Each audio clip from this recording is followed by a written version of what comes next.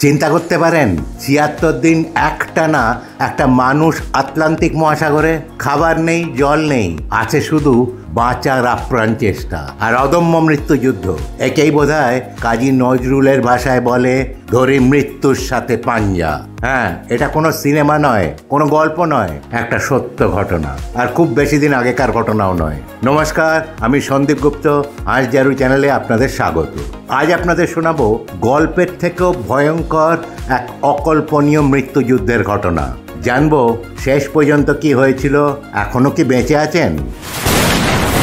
Steven ক্যালাহান, জন্ম 6 ফেব্রুয়ারি 1952 সাল, পেশায় একজন নেভাল আর্কিটেক্ট, দক্ষ নাবিক এবং ইনভেনশন করার অদম্য ইচ্ছা। ৭৬ দিন আটলান্টিক মহাসাগরে হারিয়ে গিয়েছিলেন।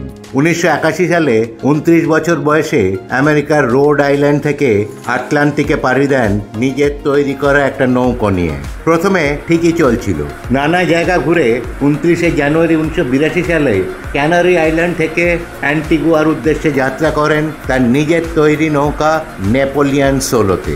কিন্তু যাত্রার 7ম দিনেই এক বিশাল ঝড়ে তার নৌকো উল্টে যায়।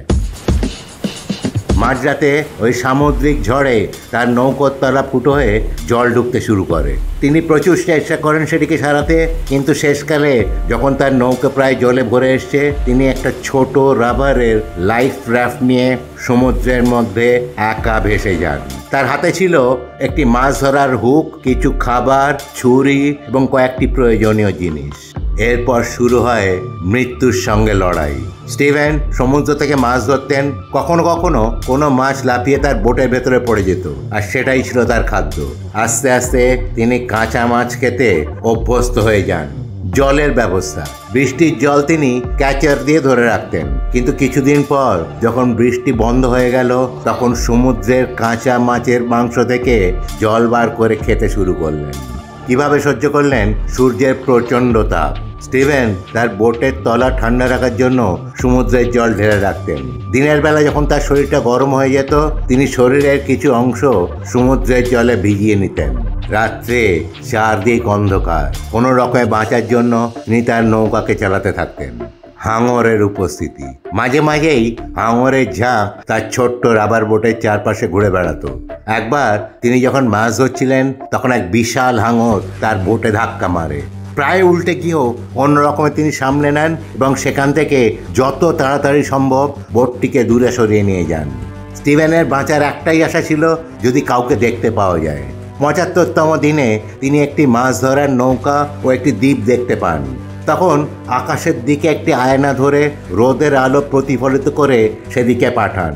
৭৬তম দিনে একদল জেলেরা তাকে দেখতে পায় এবং উদ্ধার করে। উদ্ধারের পর কি অবস্থা ছিল? স্টিভেন যখন উদ্ধার হন, তখন তিনি 30 কেজির বেশি ওজন হারিয়েছিলেন। তার শরীরে ছিল প্রচুর ক্ষত আর সূর্যের তাপে পুড়ে গিয়েছিল তার ত্বক, কিন্তু তার মানসিক শক্তি অক্ষুণ্ণ ছিল। আচ্ছা, স্টিভেন ক্যালাহান কি এখন বেঁচে আছেন? স্টিভেন ক্যালাহানের এখন 73 বছর বয়স, বহাল তবিয়তে আছেন। শুধু তাই নয়, এখনও মাঝে মাঝে তিনি সমুদ্রে পাড়ি দেন। এই গল্প থেকে আমরা কি শিখতে পারি? স্টিভেন ক্যালাহানের এই বাস্তব ঘটনা প্রমাণ করে যে বেঁচে থাকার জন্য শুধু খাবার আর জল নয়, শক্ত মানসিকতা এবং বুদ্ধিমত্তাও অত্যন্ত গুরুত্বপূর্ণ। কঠিন পরিস্থিতিতে কোনো কিছুই অসম্ভব নয় যদি আপনি হাল না ছেড়ে দেন।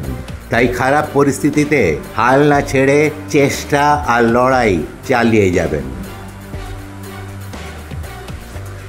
আজ এই পর্যন্তই, পরের ভিডিওতে আবার দেখা হবে। ভালো থাকবেন, সুস্থ থাকবেন। আর যদি এই ভিডিওটা ভালো লেগে থাকে, তাহলে প্লিজ লাইক, সাবস্ক্রাইব ও অন্যদের সঙ্গে শেয়ার করবেন। ধন্যবাদ।